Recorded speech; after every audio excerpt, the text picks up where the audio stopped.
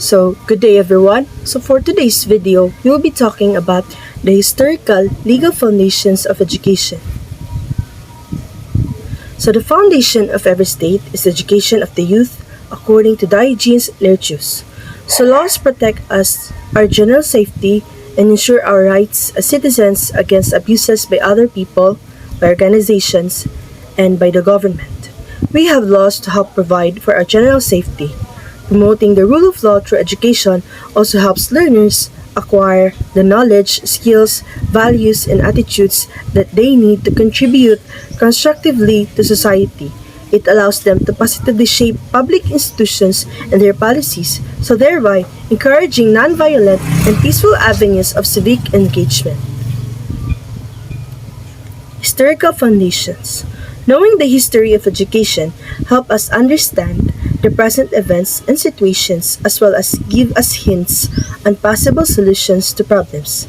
In this section, you will be introduced to the historical foundations of education from the pre-literate societies to the 20th century.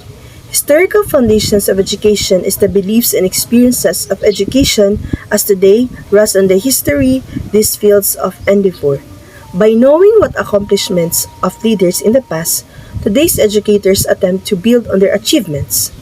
The Decree of Education in 1863 established the first ever educational system in the Philippines.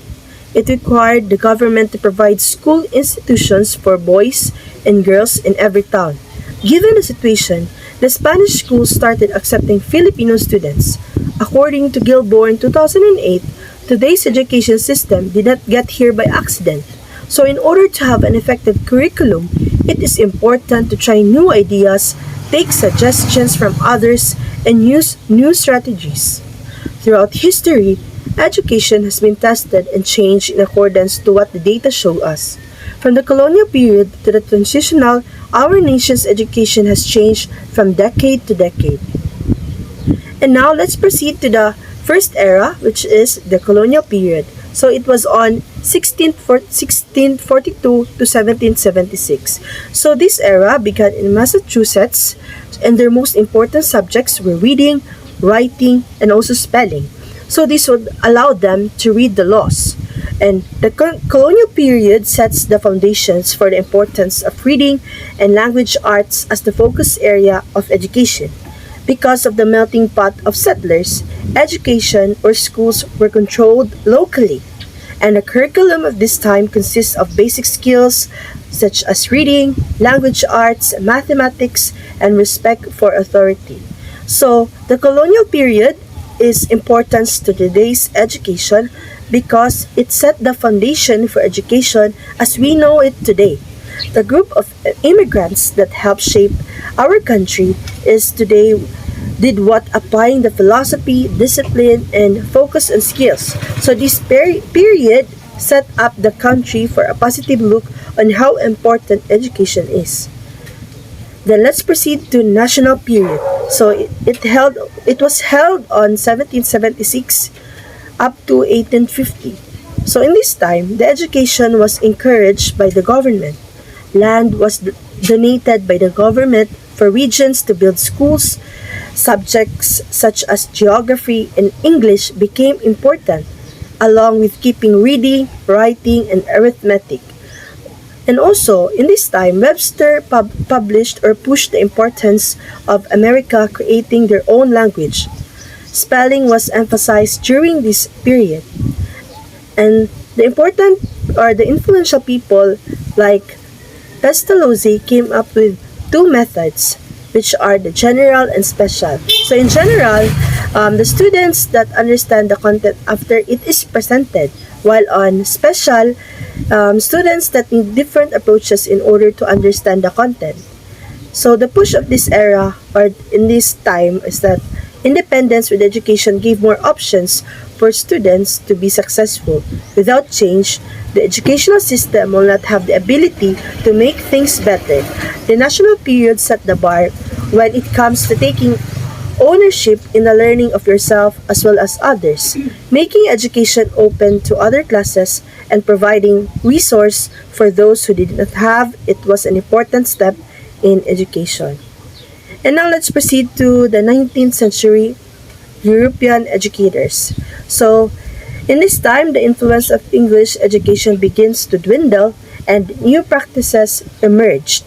And the influential people in this time are Johann Heinrich Pestalozzi and Friedrich Wilhelm August Froebel. So, J. Pestalozzi was a Swiss educator. He helped reform and view education as based on human development. He also suggests that we learn by hands-on activity. And also, Friedrich Froebel, a German educator, developed the idea of kindergarten, that children will learn through play, and he suggests that learning environment is very important. Froebel said school should be a place that students grow naturally. Next is the universal education. So in this era, this focused more on quality and independence, that all students were important. In order to grow as a nation, education is vital. So in this era, it brought establishments of schools, districts. This is still important to education today because it is sanctioned up so that each district is monitored but by that district's committee. Belonging to a district is important because it is not only a place to go for resources, but it also support group to lean on. Next is the transitional period. At this point, it was important that all students were served. Committees were created to make a standardized curriculum, and these committees also focused on authority, school discipline, related arts classes, and practical living skills. Important names during the transitional periods are Dewey or John Dewey, which he emphasizes more in science. Jude emphasizes on nature and responses. So academic subjects on this era for secondary schools became famous. Rather than reading, writing, and mathematics, students were offered 9 subjects and given a choice of different tracks to route their education. In the transitional period, the purpose of education was that each student would grow and learn the rules of society in order to be a productive citizen. I still consider this a purpose of education, that we cannot get to where we want to be if we are not willing to take a step and learn new information. Training students to appreciate education at an early age is very important. Next, law, its definitions and purposes. So law without justice is a wound without a cure, according to William Scott Downey.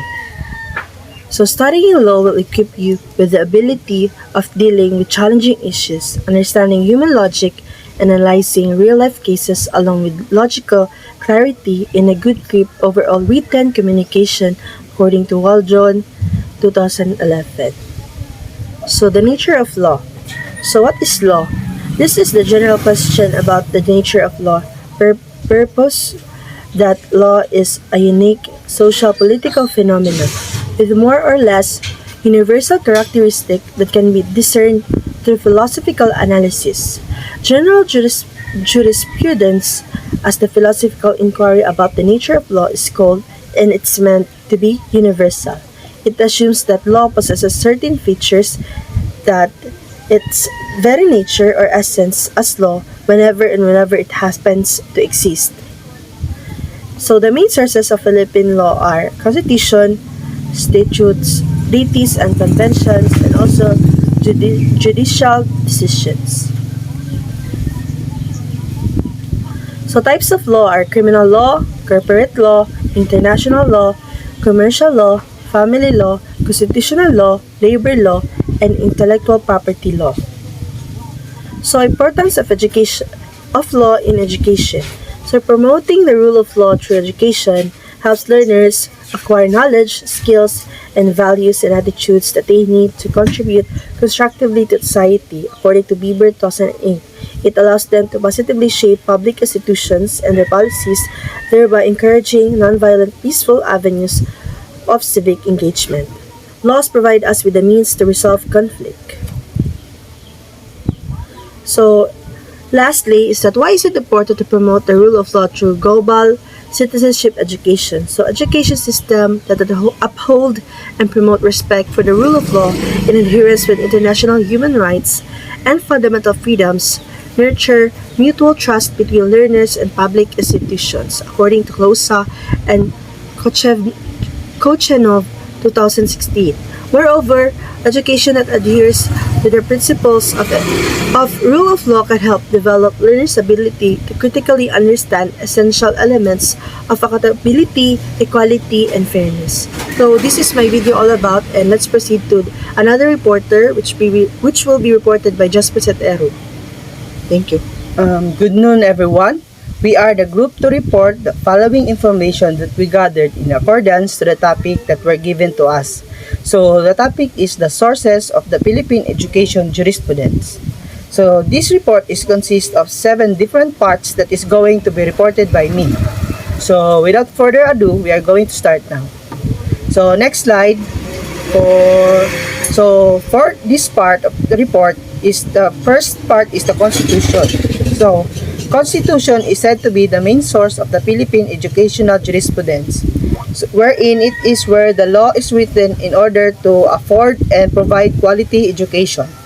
Here are the several examples of the Constitution where it is written. The first part from the Article 1987 Constitution, which is going to be tackled. So, proceeding to the next slide, we have the constitutional education, wherein it is said to be the law where the state shall provide free and compulsory education to all children ages 6 to 14 in such manner as state made by the law determines. So this is what we call the lower education, or the following public education given to 6 to 14 years old from elementary to high school.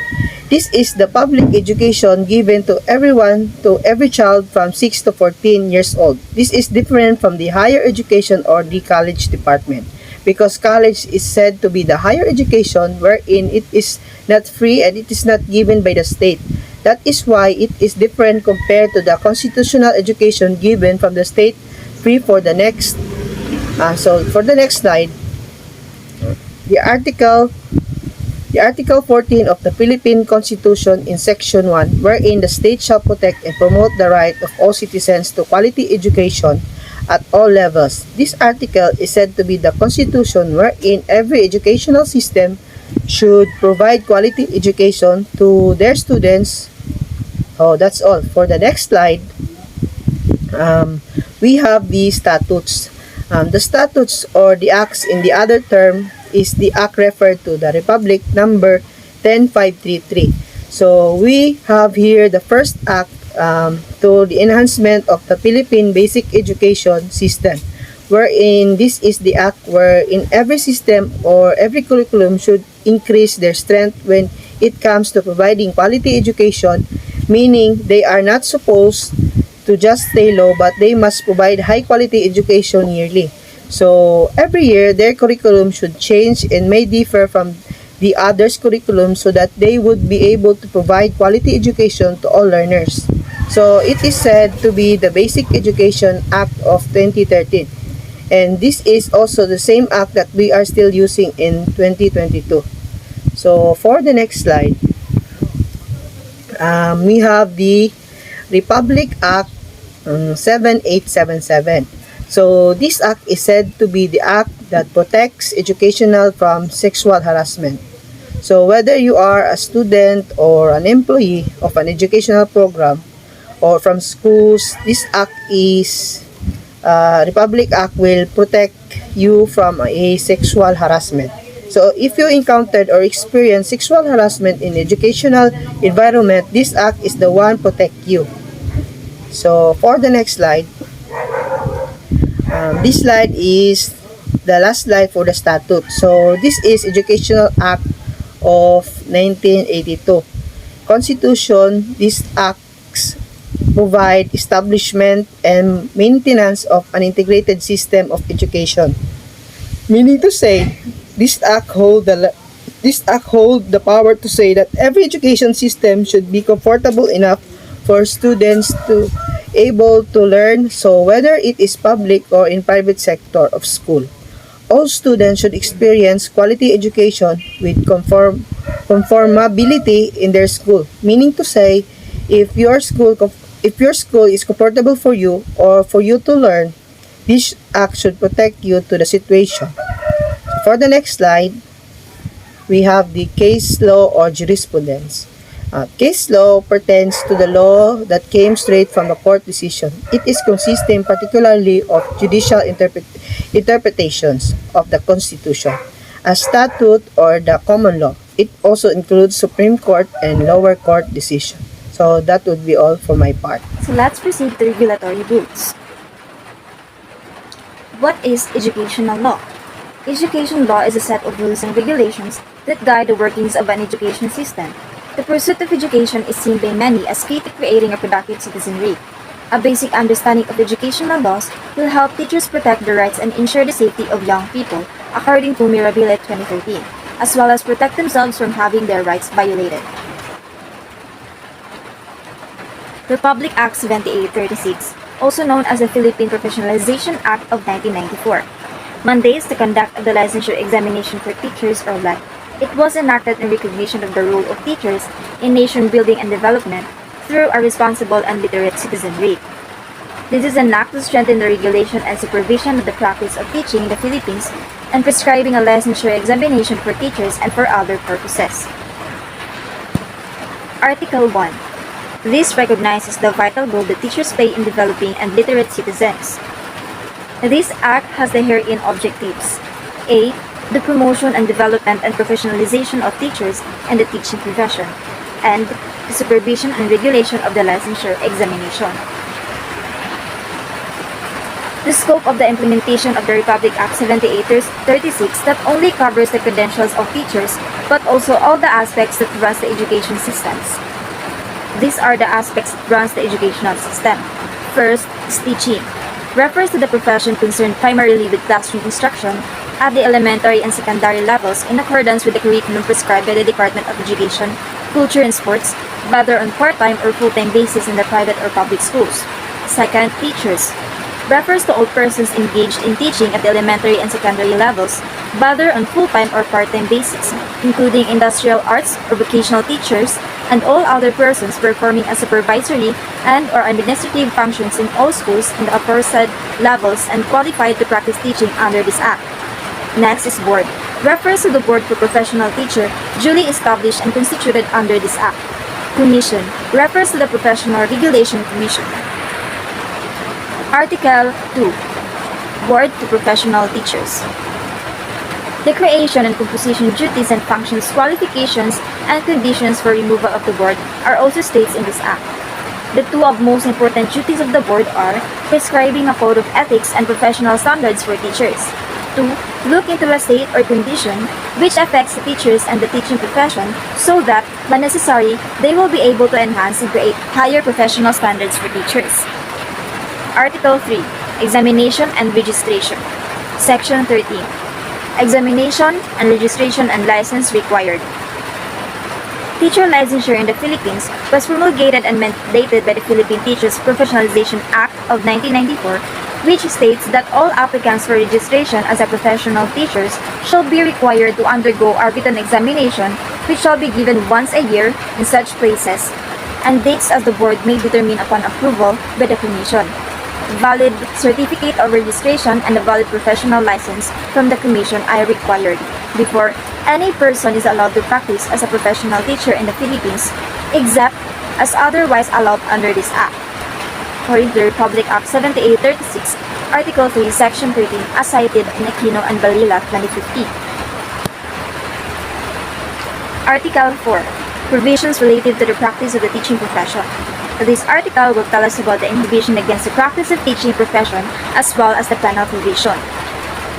No person shall practice or offer to practice the teaching and profession in the Philippines or be appointed as teacher to any position calling for a teaching profession without having previously obtained a valid certificate of registration and a valid professional license from the Commission. The penal provision, it is the sum payable as a punishment for a default. Republic Act 9293, an act amending certain sections of Republic Act numbered 7836, otherwise known as the Philippine Teachers Professionalization Act of 1994. Section 15. Qualification requirements of applicants. A graduate of school, college, or university recognized by the government and possesses the minimum educational requirements as follows. For teachers in preschool, a bachelor's degree in early childhood education or its equivalent. For teachers in the elementary grades, a bachelor's degree program in elementary education or its equivalent. 3.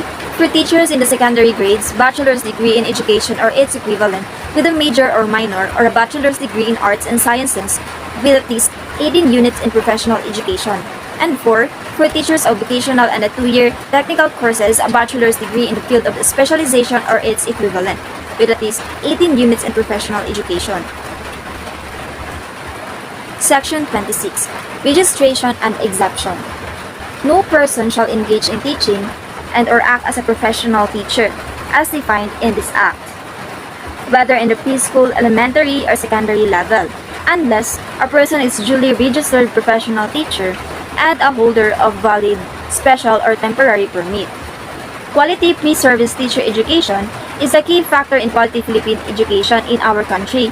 The pre-service preparation of teachers for the primary and secondary educational sectors is a very important function and responsibility that has been assigned to higher educational institutions.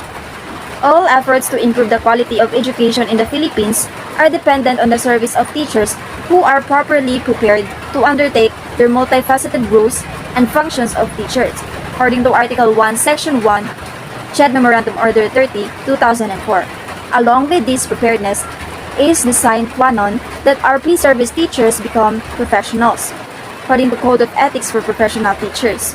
Also, no person shall engage in teaching and or act as a professional teacher in the preschool, elementary, or secondary level unless the person is a duly registered professional teacher and the holder of a valid certificate of registration and a valid professional license, according to the Republic Act No. 9293, Section 4.1. Furthermore, a certified photocopy of PRC certificate of registration or license is required in the hiring of teacher in the Department of Education, according to DepEd Memorandum No. 121, 2009. Republic Act 4670, the Magna Carta for Public School Teachers. This act aims to promote and improve the social and economic status of public school teachers, their living and working conditions, their term of employment and career prospect in order that they may compare favorably with existing opportunities in other walks of life. Attract and retain in teaching profession more people with the proper qualification. It being recognized that advance in education is an essential factor in the economic growth of the nation as a productive investment of vital importance. The President Ferdinand E. Marcos signed Republic Act 4670 during the first part of the term as a President of the Philippines. This law is very important in the history of the teaching profession in the Philippines as stipulated in Section 1 of this law. Special provision in this act include this following. Section 5, tenure of office. Stability and employment and security of tenure shall be assured the teachers as provided under existing laws.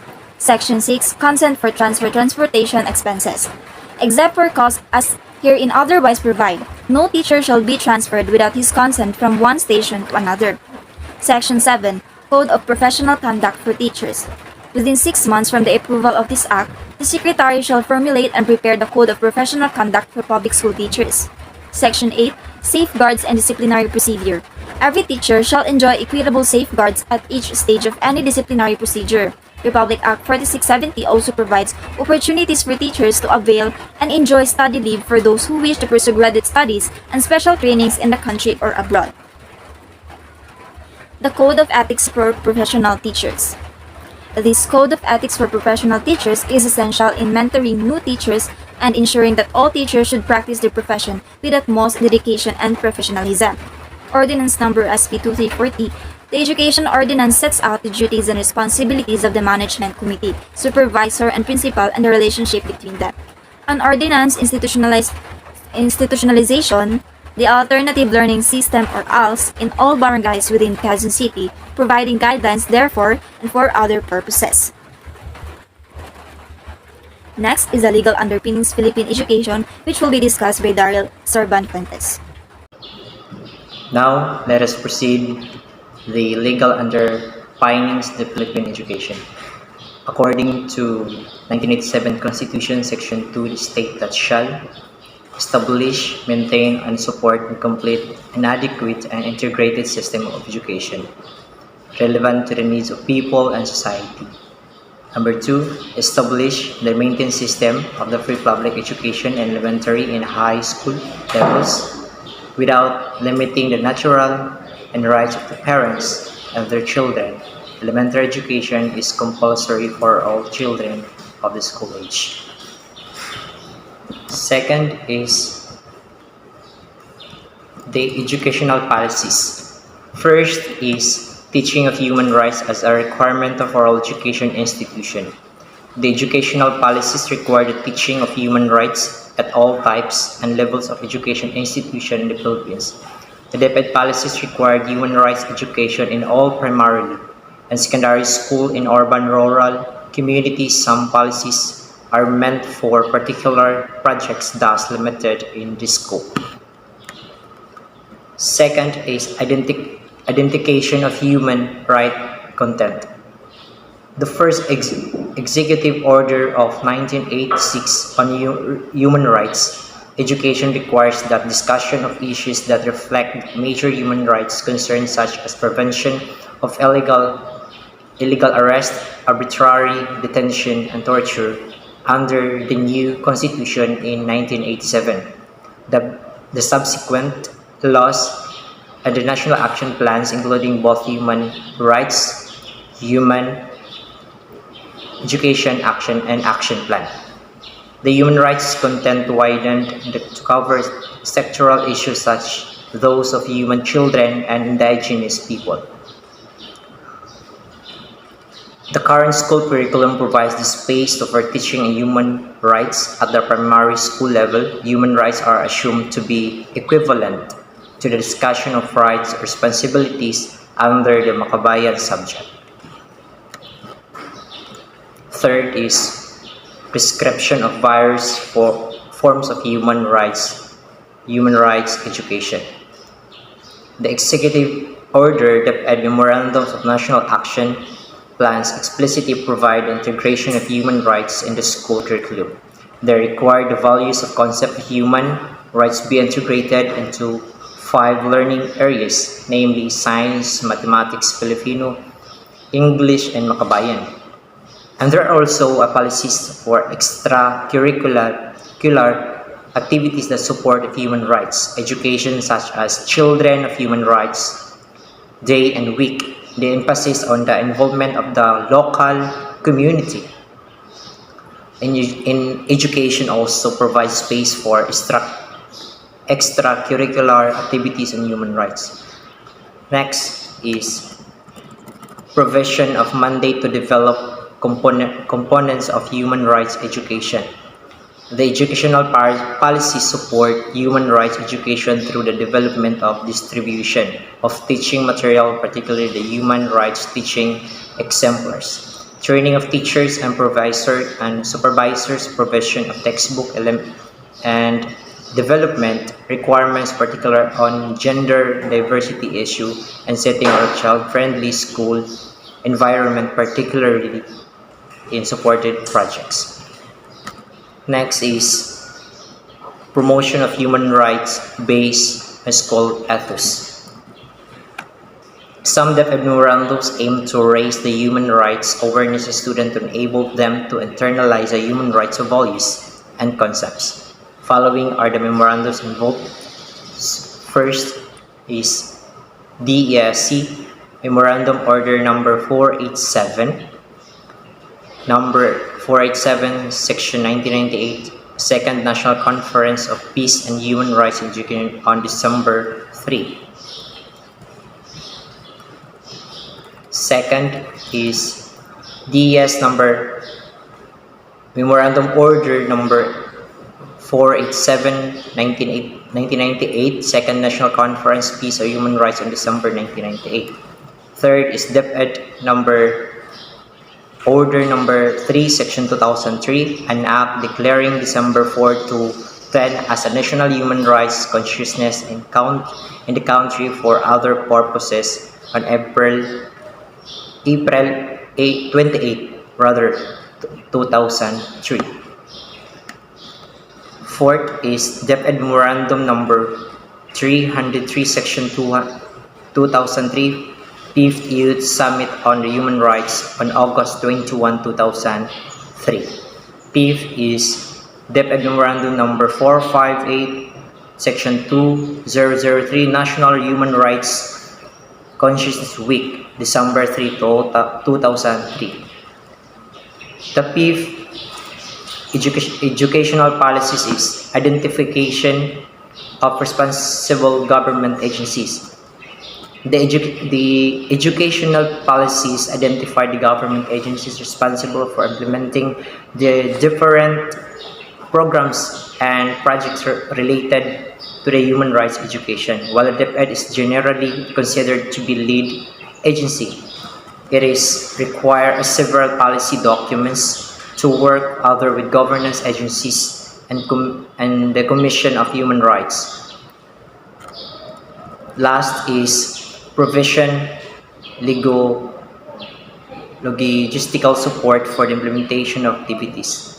The 1980s executive order explicitly provides for the use of regular budget of DepEd for human rights. Subsequently, policy documents project support the use of funds outside the DepEd, such as those of the CHR projects support and international organization.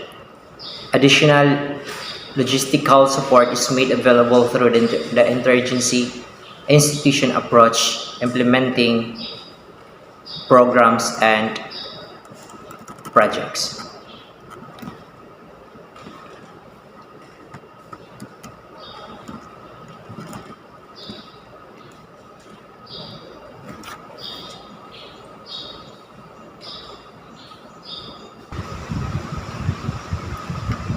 Okay, let's proceed with the curriculum and instruction.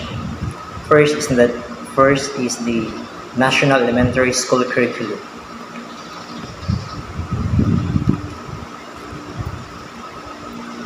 The first research based on curriculum in the country development learning competence is known as a minimum learning competence. The mastery of learning was emphasized wherein it is expected that the students will acquire the 70% mastery tested competency 7 out of 10. Second is the new secondary education curriculum to improve performance in science, math, and communication. When the first batch of students who went through NESC graduated, the Bureau of Secondary Education, or BSE, implemented the NEC in the school. The NSEC included the following learning areas to be taught of 400 minutes from first year to fourth year. Okay. The restricting the curriculum.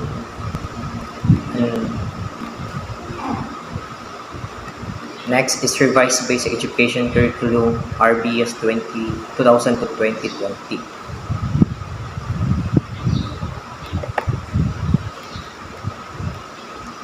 And third is the Education Act of 1987 or Batas ng Pambansa Building.